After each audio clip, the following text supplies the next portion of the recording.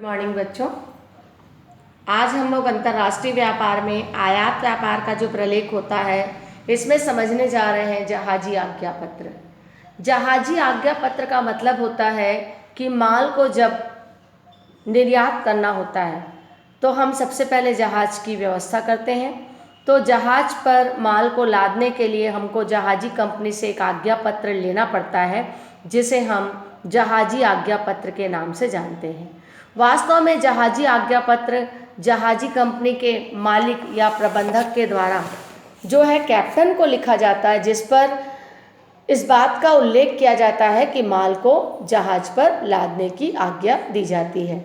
जब माल को जहाज पर भेजना हो तो निर्यातक प्रतिनिधि द्वारा जहाजी कंपनी के प्रमुख कार्यालय में जाकर माल को भेजने का अनुबंध करके जहाजी आज्ञा पत्र लेना पड़ता है। ये जो जहाजी आज्ञा पत्र होता है वो दो प्रकार का होता है। एक होता है आपका तैयारी जहाजी आज्ञा पत्र और दूसरा होता है अग्रिम जहाजी आज्ञा पत्र। पहला है तैयारी जहाजी आज्ञा पत्र। तैयारी जहाजी आज्ञा पत्र मतलब ऐसा आज्ञा पत्र होता है जिसमें कि आपका जहाज माल को ले जाने के लिए तैयार है। तो ऐसा जब आज्ञा पत्र दिया जाता है तो उसे हम कहेंगे तैयारी जहाजी आज्ञा पत्र। जबकि जो आपका अग्रिम जहाजी आज्ञा पत्र होता है इसके अंतर्गत जो है माल को ले जाने के लिए जहाज का नाम तो लिख दिया जाता है, लेकिन ये नहीं दर्शाया जाता कि वो कौन सी तिथि को जाएगी। तो उसमें तारीख अग्रिम जहाजी आज्ञा पत्र, इसमें माल ले जाने के लिए जहाज का नाम नहीं लिखा जाएगा।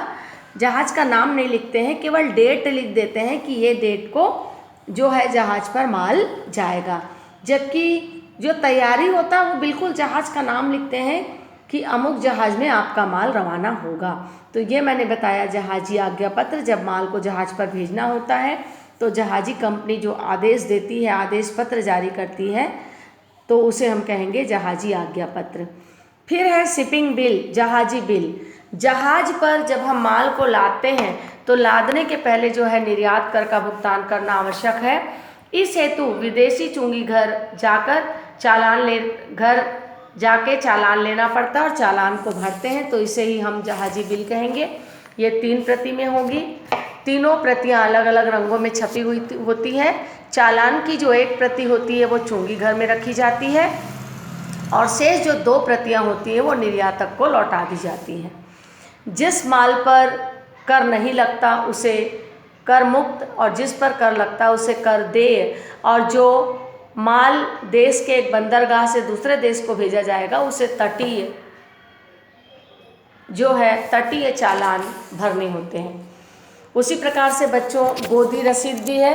गोदी रसीद जहाज पर जब हमको माल को लादना होता है तो उसको गोदी बनी हुई तो डाक पर ले जाना आवश्यक होता है, किंतु गोदी अधिकारी माल को डाक पर ले जाने की अनुमति तभी देगा जबकि हमको नियत शुल्क का भुगतान करना होगा।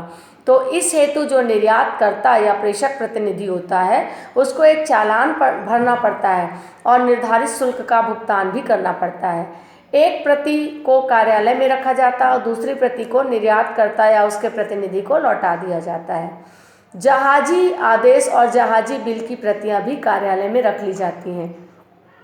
लौटाया गया डाक चालान गोदी शुल्क के भुगतान की रसीद है और इसे दिखाकर माल को हम जहाज पर मतलब डाक पर ले जा सकते हैं। तो ये मैंने बताया गोदी रसीद। हम लोग और आगे पढ़ेंगे बीमा पत्र। जैसे आपको पता है बच्चों कि माल को जब जहाज पर भेजना होता है तो ऐसी स्थिति में बहुत ही जोखिम पूर्ण होता है।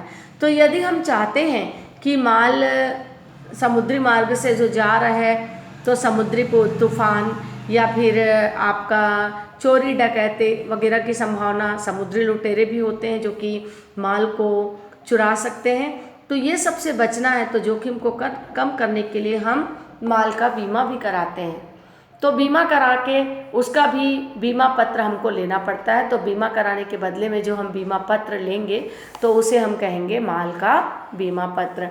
और भी बहुत सारी चीज़ें हैं जिसमें हम देखेंगे आगे बंधक पत्र। उसी प्रकार से प्रवेश बिल या आगम पत्र।